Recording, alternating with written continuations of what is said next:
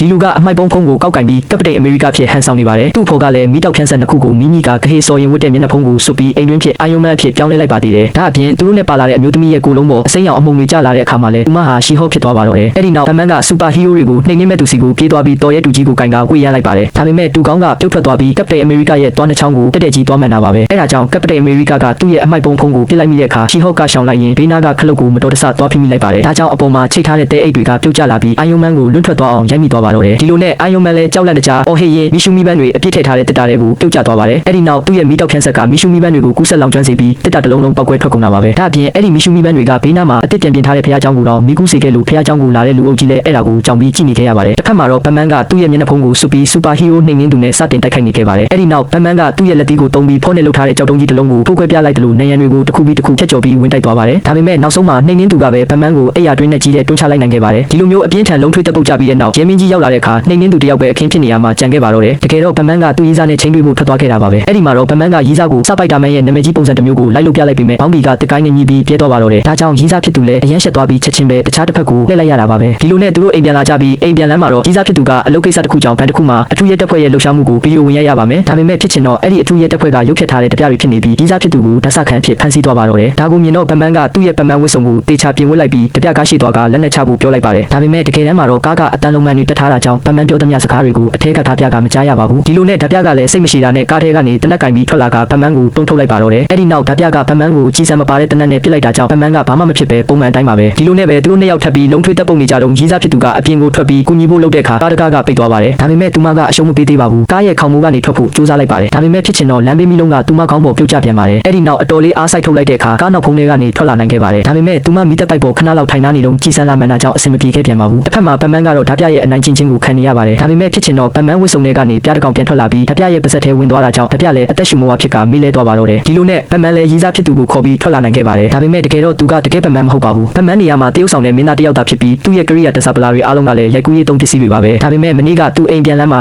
ကားအက်ဆီဒင့်ဖြစ်ခဲ့တာကြောင့်သူ့အနေနဲ့အရာအားလုံးကိုမေ့သွားခဲ့ပြီးကားထဲကပစ္စည်းတွေကိုမြင်တဲ့အခါမှာသူကိုယ်သူတကယ်ဘတ်မန်အစ်စ်လို့ယုံကြည်သွားခဲ့တာကြောင့်ပါပဲ